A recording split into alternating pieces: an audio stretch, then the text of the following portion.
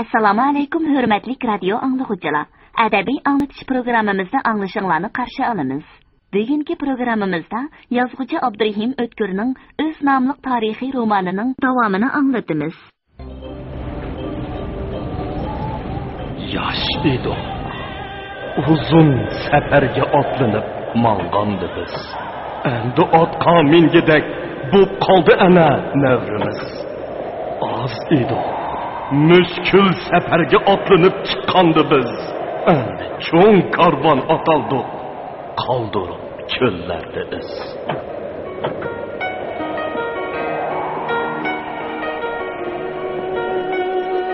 Ay bu kunlarda o'lim degan nima qoriq tugiga o'xshab qoldi. Tova, uni jodiga beshig'i sallo o'rab, pariji to'n kiyib olgan tog'dan tulki ishtaligini nimadan bilay? Uyg'urlarda qushni don aldaydi. Odamni so'z degan maqol borligi faqir inilarga ma'lum. Ammo yurtni qo'yib, Urumchiga chiqmaydigan ish edi. Ofatni tugitib, yurtning omonligini saqlash maqsadida 6 sentabr kuni harbiy sud Tömürni itib tashlashga hukm chiqardi.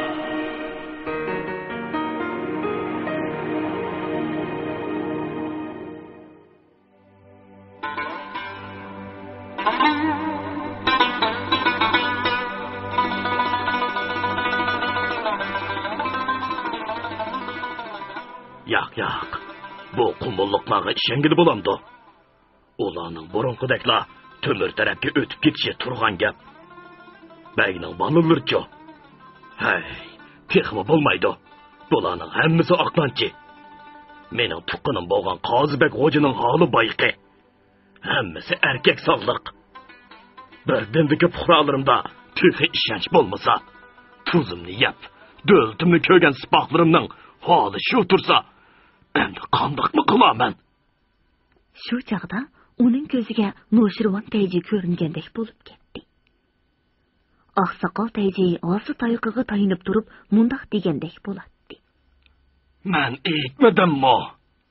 Podshohlik el bilan, to'mirchilik yel bilan deb, elning ishonchidan mahrum bo'lgan podshoh yiltizi qurgan daraxtga o'xshaydi. Qattiqroq bo'ronda qolsa, cho'qim o'rilib tushidi. Rahmatli qiynanillari Mehribonu Pujo'ning yaxshi xuluqlarini unutib qolmasili bo'lgan. O kishi elning ko'nglini elishni bilgachga, uning zamonasida hech kim o'rdiga mush ko'tarib chiqqan emas. O'zlamo elning otasi. Ota mehribon bo'lsa, bola gupador bo'ladi. Gupador bola hech vaqtda otiga mush ko'tarmaydi. Astagfirullah. Shu qeri Tayji bo'lgan bo'lsa-mi koshki. Hech bo'lmasa, mo'shundoq vaqtlarda xaloyiqqa ishga eg'iz gap qilishga yaraydi. Bu qumulliqlar uning gapiga quloq soladi emasmi? Hoshir Tayji degan eshakning gapiga kirib ajab qiptiman. Endi bu eshak menga quruq hangrab berishdan boshqani bilmaydi. Hay Tömür. Meni ajab ko'ylag'i soldi. Endi mening kunim Joyilo degan toifa bilan enak qichir degan tungonga qoldimi? Shularga yolvurmoqdan bo'lak choram yo'q o'xshaydi. Uning Joyilo degani Qumuldagi ko'ni cherik boshliqlaridan biri bo'lib, qo'zg'olon avj ilishga boshlagan kunlarda Shah Maqsud uni Qo'ychin shahar mudofaasiga mas'ul bo'lishga taklif qilgan. Bir muncha oltin kumush xajlab, 200 cherik yig'ib bergan edi. Bu cheriklar boshqa millatlardan tarkib topqashqa, Shah Maqsud uchun ishonchlik hisoblanadi. Ularning bir qismi Van ordusida, qolgan qismi Lochin, ya'ni hukumat yomg'irlari joylashgan shahar bilan Qo'ychin shahrining o'ttirsidagi Do'rliq degan qo'rg'onda turadi. Inak qaychir 30 dak odami bilan Vanning o'zini muhofazat qiladi. Shah Maqsud boya degani bo'yicha oxir Joyilo bilan inak qaychirni chaqirib, tog'dagi xavf-xatardan sagak bo'lishni chekaladi. Ham ularga ko'p sovg'atlarni berdi. Hatto kelajakka atab nurg'un mol-mulk va'da qildi. Şu güni Çendarın özünün ölgen şeriklari üçün Çinxangmiao degan butxonada o'tkaziladigan motam murosimiga Shah Maqsudni taklif qildi. Shah Maqsud o'zining bek sipohlari bilan iniq qechir boshchiligidagi xos muhofizatchilarining himoyasida motam murosimiga qatnashdi. Murosim oyoqlashganda Çendarın şeriklari ichidan kimdir biri Shah Maqsudga o'q atdi. O'q uning zar bosgan yoqsini jirab ketdi. Bu albatta hech kutilmagan voqea edi. Shundaqdimi iniq qechir darhol hushini yig'ib olib, o'z yigitlariga qo'manda berdi. Butxonada etishvozlik boshlanib ketdi. Shah Maqsud ko'ziga chashqan to'shga saroy ko'rinib, qo'sh arg'umoq qo'shgan pochtasini o'zi haydigan holda o'rtasiga qarab qochdi. Uning bek sipohlari hatto pochta kishimi allaqachon qechib ketishgan edi. Her kişi öz xemede, qeyri qiz er xemede deb, G'ashir Tayji qo'noqlikda mögünüp yetib, munda xayol qiladi. Bu cheriklar Chingan Xo'jamni qasdlaganda qiladi. Texi u kunlar heliqi menga qurilgan bilanmi, bizga Chingan Xo'jamdek zotlar noiti lozim degan bo'lsa, bu cheriklar nima qilmoqchi ekan? Topdim. Bularning g'arizi Shah Maqsudni o'ltirib tashlab, uning o'g'lini vangliqib tiklash o'xshaydi. Undaq bo'lganda, mav yinimda yotgan Poltay ko'zdan omid qo'sh kelib, bosh Tayji bo'lishi turg'anli gap. Xudoning o'ziga omonat. Qoziba xo'jami G'ashir Tayjining yinida dal shu to'g'riliq o'ylab yotadi. Mubada bu ma'lumotchilikda Chingan Xo'jamga o'q tegib ketgan bo'lsa, ko'ring tomashini. Bizning shahzodamiz Van Xo'jam bo'ladi. Albatta, meni bosh Tayji qiladi. U vaqtda Mao Salpan quloq qori ko'tak qandoq qilarkan? Shu arada nutq ovozlari pasayishga boshladi. Chingan Xo'jam hazratlari esanmidir? deb pichirladi G'ashir Tayji. Ilohim esan bo'lg'ay. Itqalır kelgay. Ammaza ajal degan qorig'i to'giga o'xshash udul kelganda dastlab ketamish.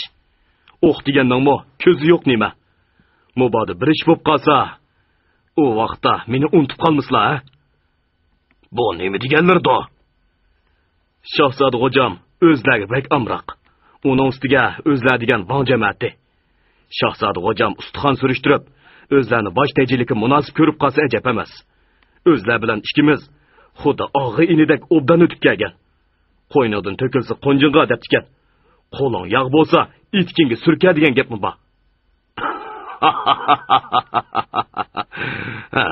Mundoq desizlar.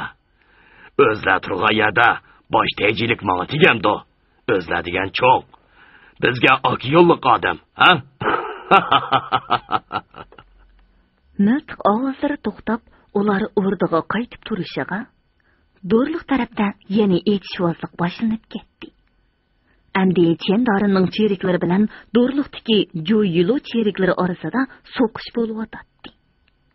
Shah Maqsud hech nimaga tushunolmay, shaharga mo'kinib olib, hayron bo'lib turganda, aniq qechir qaytib kelib, ahvolni ma'lum qildi.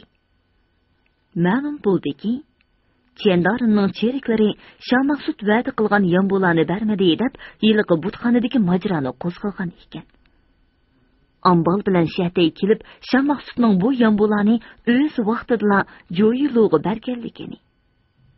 Joyiloning niyatini buzib, bu yombolarni Çendarınga yetkazib bermaganligini aytgandan keyin, endi Çendarınning cheriklari Do'rliqqa hujum boshlabdi. Do'rliqdagi jangda Joyilo bir ofitserdan ayrilgandan keyin yiliqi yombolarni Çendarınga qaytirib berishga rozi bo'ldi.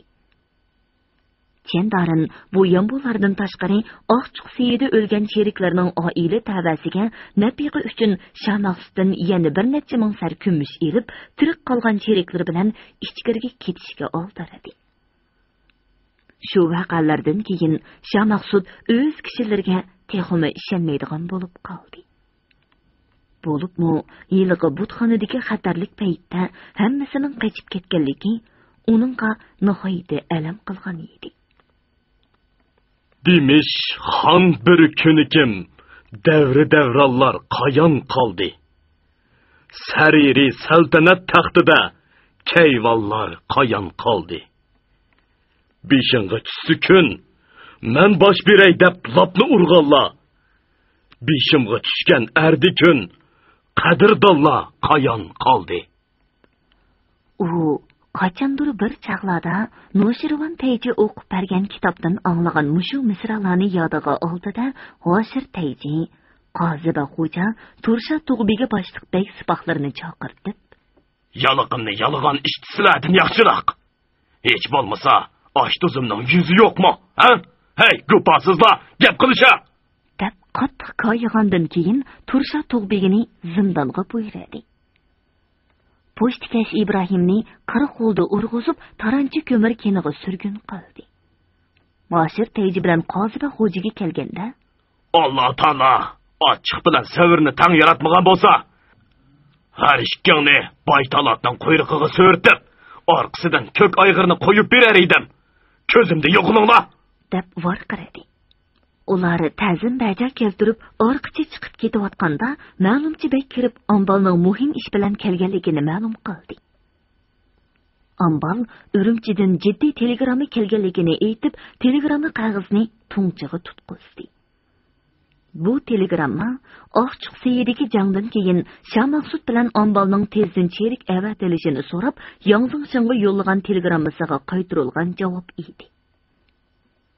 Telegrammada Shah Maqsudga bir muncha tasalli va nasihatnoma so'zlar aytilib kelib, hozir Qumulga cherik avatadigan vaqt emas. Bugundan boshlab urushni darhol to'xtatib, sulh tuzish uchun taqqa elchi chiqarg'ay. Qonni qon bilan jug'ilib olmaydi. Yanaq yog'ichi qattiq bo'g'ini uchun unidan oson o'q o'tib ketadi. Paxta yumshoq bo'g'ini uchun o'q o'tmaydi. Sizlarda yegan ig'iz o'ylibdi degan maqol tamsil bor ekan-go. Elchilar xorjinni ig'irroq ko'tarib chiqsin. Qolgan gapni keyin qilamiz. deyilgan. Man tog'dagi o'g'irlarni qat'iy yo'qitib, ofatni tip yiltizdan tugitishni bilmayman-ma? Siz Ambal hal qilg'ich jang elib berishni tashabbus qilsiz. Buning qizadi qanchalik ishonchingiz bor? Man o'zim harbiy ishlardan oz to'li tajribam bor turug'liq. Qo'zg'olonchilarni kuch bilan yo'qitishni asos qilishga jur'at qila olmayapman. Bu siz uchun shuncha oson ishmi? Siz Ambalning hozirgi vazifasi taqqa cherik chiqarib, ofatni kengaytirish emas, yumshoq so'z bilan o'g'irlarning putqolini tushib, keyingi planlarimizning amalga oshishiga yaqindan moslash berishdan iborat. Elchi, yana sovg'atma avatgidakmiz texi. Onda qilgan sirib, to'mirning xo'rki o'sib ketmandi. Yang janoblari, buni nemishqa tushunmaydi-g'andi. Endi menga iloj yo'q. Menga qilingan ta'inlarni anglamadinglarmi? Taqqa darhol elchi avatmasak, u o'g'irlar kelkundek bostirib kes qanday qilg'iliq? Hozircha bu kelkunga oq bayroq bilan to'g'on silib turaylik. Qolgan ishni keyin ko'rmaymizmi? Bu Jangjong, burungi Jangjongga o'xshamamdi nima? Men shunday o'ylab qoldim. Darvaqa, torpaq yig'iliqini ikki qovul so'z bilan chimiqtirib bergan kishi mushu Jangjong edi. Uning qushni donaldaydi, odamni so'zlagan gapi helimi esimda turibdi. Ammo men o'zim bir vang turuqliq, bu shira cho'riq tijmanlarning oldida shunchalik xorlashib ketamdiman, ha? 23-bob. Avliyoning o'limi. Har kim o'z taqdirining to'mirchisi. Rus xalq maqoli. Bu kunlarda Qo'ray degan tog'liq yurt bilan To'mir xalpa degan nom bepoyon dashtda xuddi tun qorong'usida tengirqab qolgan karvon oldida birdilla namoyon bo'lgan gulxon kabi minglagan kishilarga kuch va umid bag'ishlamoqda. Ularni o'z tarafiga jalb qilmoqda edi. Qattiq yomg'irda tog' etaklaridan jirovlarga eqib tushayotgan ushaq eqinlar dahshatli bir qiyomni hosil qilganidek, taraf-tarafdan kelib qo'shilayotgan kishilar bilan qo'zg'olonchilar sepi texmo ulg'ayib, zo'r qo'shiniga aylanmoqda edi. Necha vaqtdan bu ishning oxiri nerdan chiqarkan deb yurgan kishilarmi endi ko'nglini to'xtatib, qo'zg'olonchilar sepiga qo'shilishga boshladi. Bir kuni shahar tarafdan o'ndak kosib va dehqon kelib sepga qo'shildi. Ularning orasida qizil quloq bilan quroq jandi kiyib, belini qil org'amchi bilan bog'lab olgan darvish sifat bir kishimi bor edi. Uning chegishlashib, kiygizdek bo'lib ketgan qop-qora chechi do'lisiga tushib turadi. O'ng ko'zi hamisha qisilib turg'achqa, bir qarashda u xuddi cho'chaklardagi yakchashmaga o'xshab ketadi. Shuning uchun bo'lsa kerak, kishilar uni Qismoq Eshon deb ataydi. U o'zini Turpan To'yu xo'jamdagi Ashabul Kahfning shayxlaridan deb e'lon qilib, 10 yildan beri Qumul diyorida yurt-yurt kesib yurgashga, uni hamma kishi degidek taniydi. U hech qachon namoz o'qimaydigan bo'lg'achqa, yuz ko'zi hamisha kir va ko'zlari chapaqlashib turadi. Odatda namoz o'qimaydigan kishilarni benamozning saqili, ish quyruqi taqili, o'tni elib yaqili, kuyib o'lsin benamoz deb 39 dara uradigan noiblami bu ishonni hech nima qilmaydi. Chunki Uvays A'lam mufti chaqlardan tortib jamoat to'plangan so'rinlarda uni avliyo siyoqidagi kishi deb ta'riflab yuradi.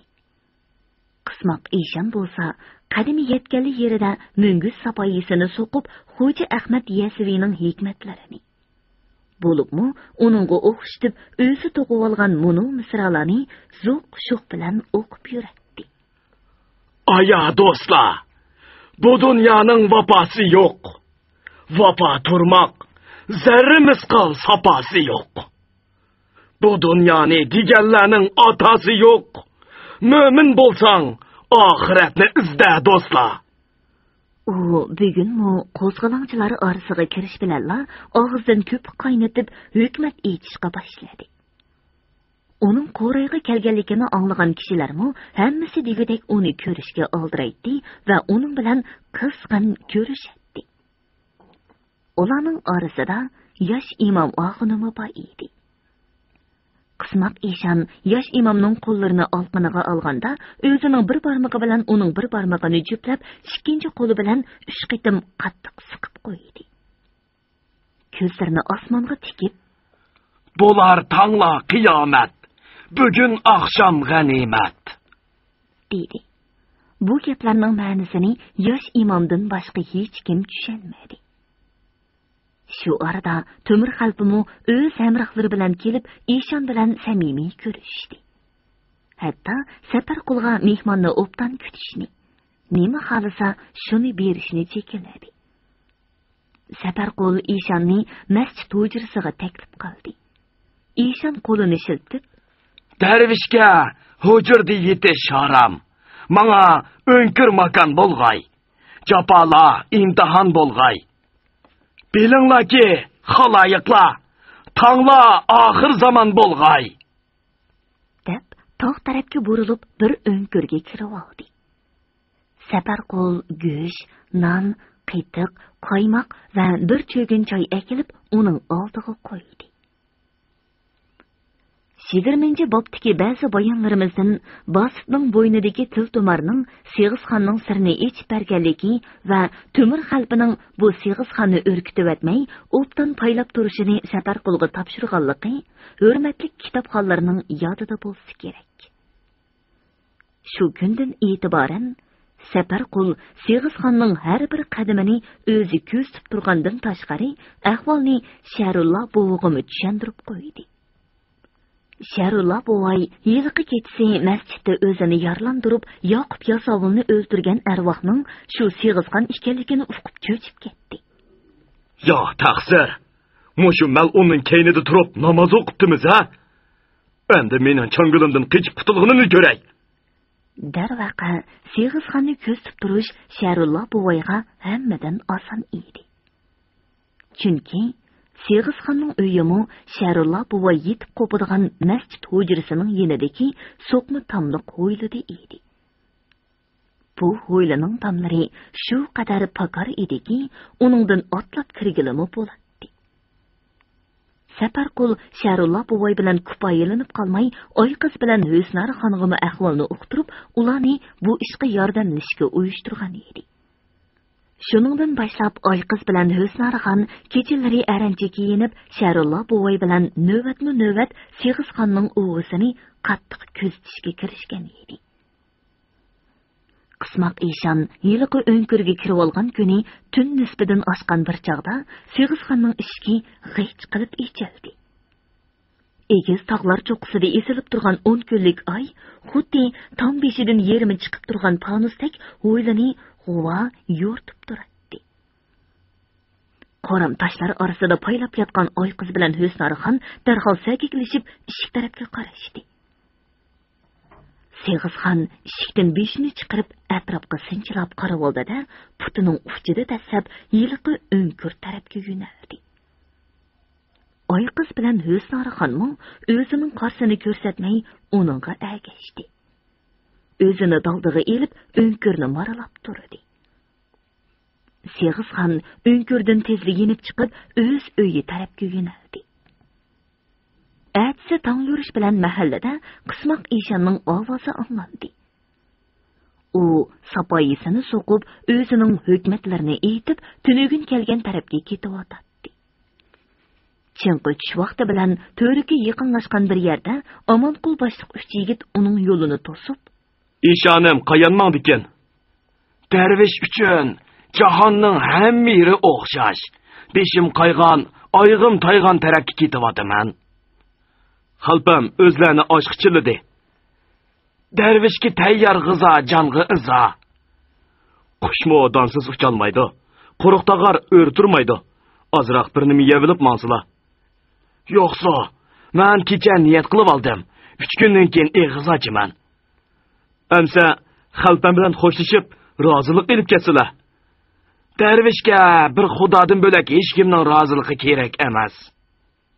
Omonqul endi uningga gap qilishning hojati qolmaganligini sezib, "Bog'la bu talvini" deb varqiradi. Ko'zni yumib ochguncha yigitlar uni chambarchas bog'lab otga ortib oldi. Birer soatdan keyin Temir xalpa o'z hamrohlari bilan cho'ng kegiz uyda o'tirib, Qismoq Eshonni so'roq qilishga boshladi. Qismoq Eshon ikki qo'lini tizig'iga qo'yib, yukinib o'tirdi. U endi yovoshlab qolgan edi. Bu so'roqqa Saypong to'xtidan bo'lak cho'nglarning hammasi degudek qatnashgan edi.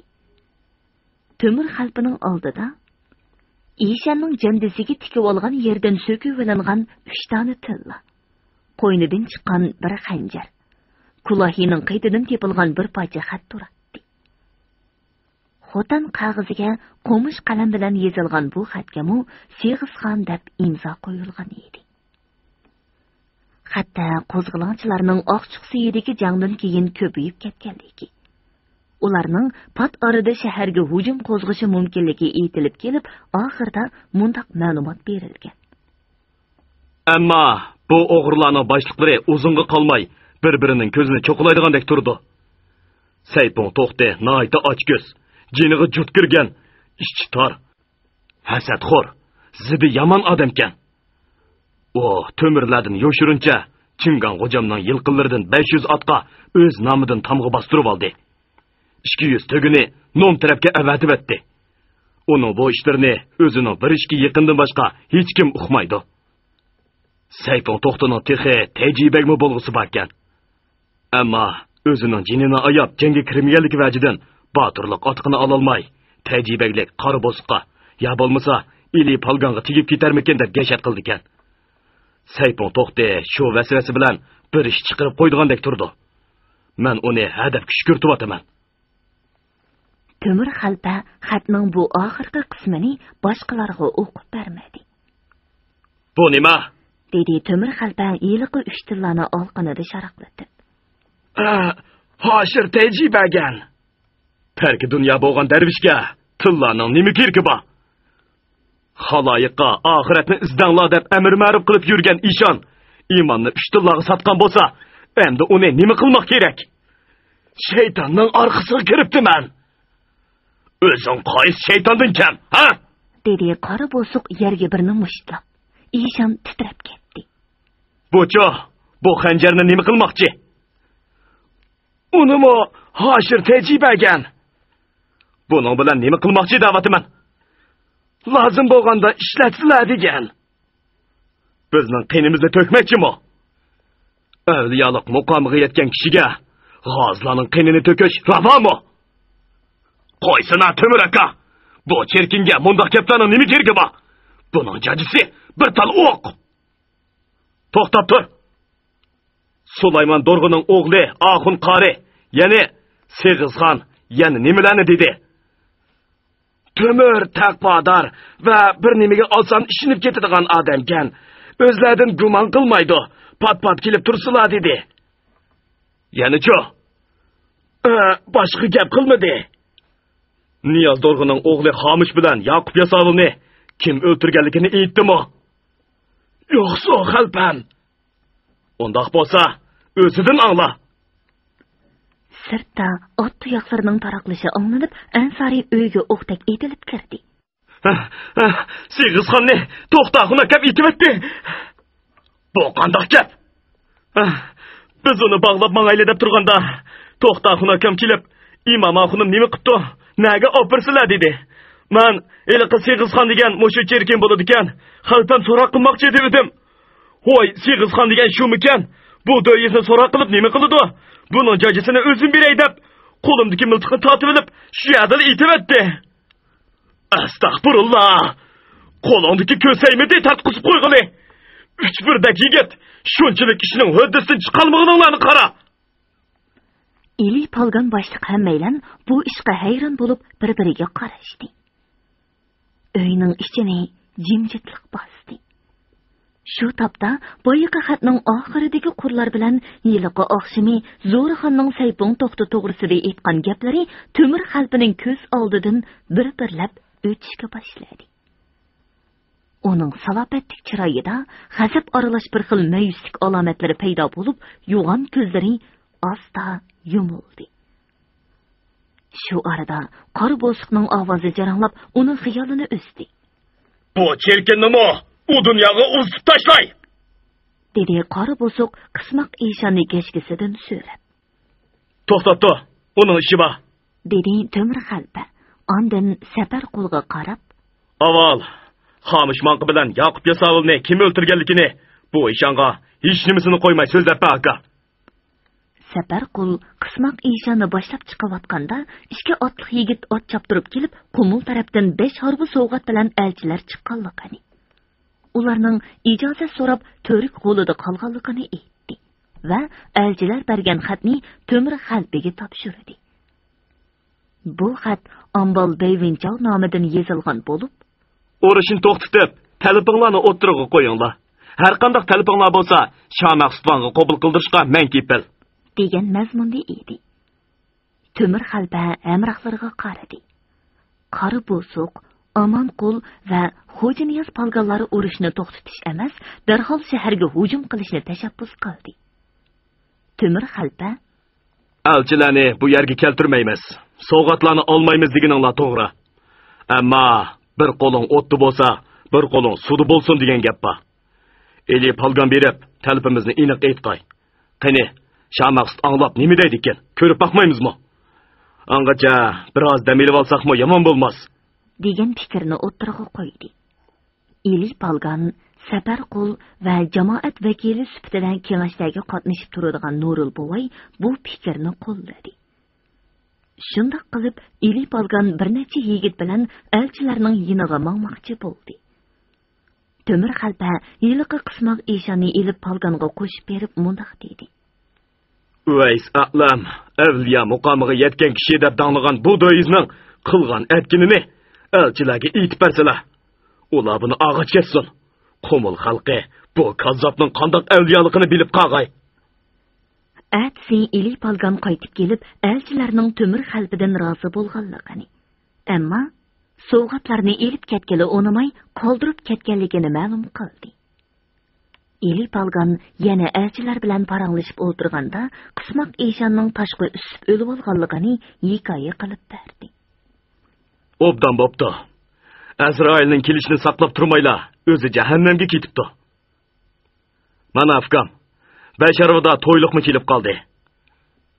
Qari yigitimizning to'yi tazima qiziq bo'g'idak. Nikoh o'qib tasam, Birer ton yapala. deb kuldi Nurul bovomu Temir xalqining gapini quvvatlab. Apla, heliqi ishanim bo'lgan bo'lsa, Bosiq akamning to'yda samosi ilib, puldirloqishdak pirqirab beradi. 24-bab. To'y ustiga to'y. O'rmonlarda shirlarning, bog'chilarda yilonlarning bo'lishidan ajablanishning hojati yo'q. Jarulla Obul Qosim Zamaxshari. Bir dala havo tutilib, bir dal yerim taldan yomg'ir tamchilashga boshladi. Uşaq balalar bir xil ritmda chavak bilan naqshi etib, kiyikdek sakrashib o'ynashga kirishdi. Yomg'ir yog'loq, o'chki sog'loq, osmondagi mo'malardan ko'ksillari do'maloq. Yomg'ir yog'loq, o'chki sog'loq, osmondagi mo'malarga pishloq bilan yog' qo'ymoq. Bir tal chechini pulonlatib o'ynab yurgan kichkina Basit Saparqul bilan otliq kelayotgan dadasini ko'rib, ularning oldiga yugurdi. Temir xalpa otdan tushib o'g'lini ko'tarib oldi. Hamma bolalar kelib o'g'lashdi. Ba'zilari ko'kbo'z otning yog'lig'i qiziqib qarasa, ba'zilari egar jobtuqiga qiziqatdi. Haqiqatan mu qushbosh egarning ikki tal chash qo'yilgan beshi xuddi qarab turgan burkutga o'xshaydi. Uning kumush yolitilgan o'zangillari ushoq tangilar bilan bezalgan qushqun va kamal durkumu har qanday kishining diqqatini o'ziga jalb qiladi. Bu egar jabtuqlar putlari inchga, bo'yni uzun kelgan ko'kbo'z otga shundoq yarashgan ediki, bir qarashda u xuddi cho'chaklardagi samoviy otlarga o'xshab ketadi. Dodo, bu otni so'ngi kim berdi? Shamaqstvang bade balam. Emsi mağamı beramdu? Kekirdikini sıqib turib, xamiriga kelishtirib, birini ulsang, andin berdi. Shu gapni qilib, Temir xalqining o'zimi Saparqulga qo'shilib kulibdi. Bo'ldi. Bu qumtalining gapini anglaversak, yomg'irda qolamiz. Qani, mangayli. Ularni darvoza oldida Temir xalqining ayoli Zo'rixon bilan qizlari va Husnarxon bilan oyqizlar kutib turadi. Temir xalqlar yaqin kelish bilan oyqiz salom berib, ularning otlarini oldi. Temir xalqa oyqizning beshini silab, bir necha ig'iz yaxshi gap qildi. Oynur bilan Masturini erkilatib qo'ydi. Andin Ravixon mo'mini yo'qlab o'tmoqchi bo'lib, avval Saparqulning uyiga kirdi. Ravixon mo'may o'ptalli tuzilib qolgan edi. U tinchlik amonlik so'rish bo'lgandan keyin oyqiz bilan Husnarxonni og'ziga tegmay maqtab ketdi. Ko'zdan ayirgan Xudoyim, xosisdan ayirmabdi deb, bu ayloq qizlarim uyga kirsa qiz, talog'i chiqsa o'g'il, chechini supurga, qo'lini ko'say qilib, mening yolg'izligimni bilindirmadi. Hey, bular bo'lmasa qandoqmi qilardimkin? Dadisi bir kun uyda bo'lsa, 10 kun talada. Bizning o'g'illig'i oyda yilda birar qitim ko'rib qolaman ukam. Voy Aylir apa, Turumtoyningmi, uturmi bo'ldigan vaqti bo'lganga o'xshash. Husnarxonmi bu oydan uchib ketadigandak turdi. Qazon beshida cho'rgilib yurgan Husnarxon bu gapning tegiga darhol yetib, villada qizirib ketdi-da, ikki qo'li bilan yuzini yepib olib taloqqa qochdi. Ay qizmi ahvolni tushunib, qaqaqlab kulgan peti uning orqasidan yugurdi. Naz qizga yarışır, g'oz ko'lga debdikan. Sening bu jugon qizingmi noz qiladikan, ha? Voy, bu nima deganlari-do? Bu ayla qizim jugon bo'lgan bilan bir qismi qizlardanmi netizrak. Qishning yoziba, ko'lning g'oziba, to'yning soziba degan gapni anglamaganmi? To'yning sozi bo'lgandan keyin qiz bo'lsimi, jugon bo'lsimi, o'ziga yarasha nozi bo'lmamdi. Voy aka, sen qachon Aylir opamga gap tepib beraligan? Endi xo'p bo'ldi sana. Dedi Temir xalpimi chaqchaqqa aralashib. Shuningdan keyin ular qari bo'siq bilan Husnarxonning to'yi to'g'risida xeyli gaplashib, bir qarorga kelishdi. Temir xalpa qara bolsuqqa. Saparqul Hüsnar xonga oti bo'lib, ati o'gin to'y qilmoqchi bo'lishdi. Gap arasida Ravixon mo'may Amanqul bilan Oyqizning turmushi to'g'risida so'z ichib qoldi.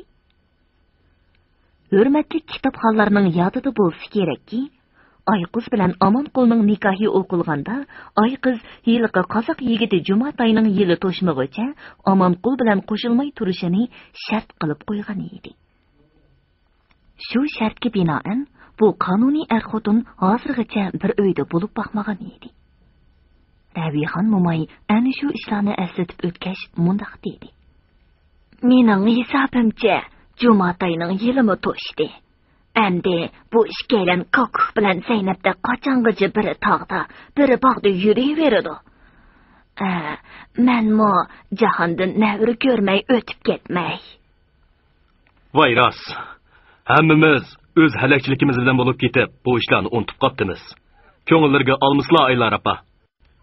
Elə bolsimo, ikki to'yni bir qilib, to'y ustiga to'y o'ynamasak, o'zingga qolmay, navrimi ko'rdilar.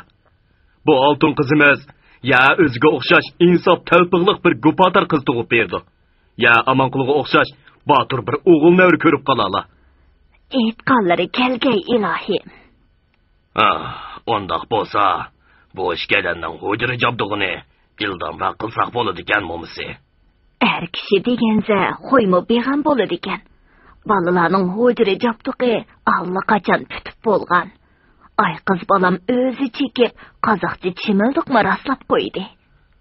Ammo to'y o'ynashdan burun rahmatlik Niyoz Palgan bilan Raji Balabashliq hamma shehidlarning ruhiga atab bir cho'ng nazar o'tkazvasak-mikin deyman. Bu taklifga Saparqul bilan Ravixon mo'may nihoyat xushal bo'ldi. Shu arada ay qiz kirib, Zo'raxonning hammalarni g'izoga taklif qilayotganligini aytdi.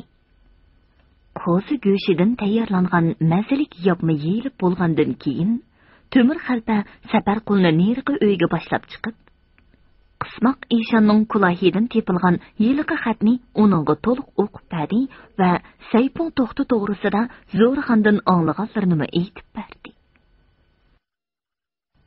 Hurmatli radio anglovchilar, yozuvchi Abdurahim O'tkirning o'z nomli tarixiy romanini bugun mush yergacha anglatdik. Davomini atidagi programmamizda anglaqaysizlar.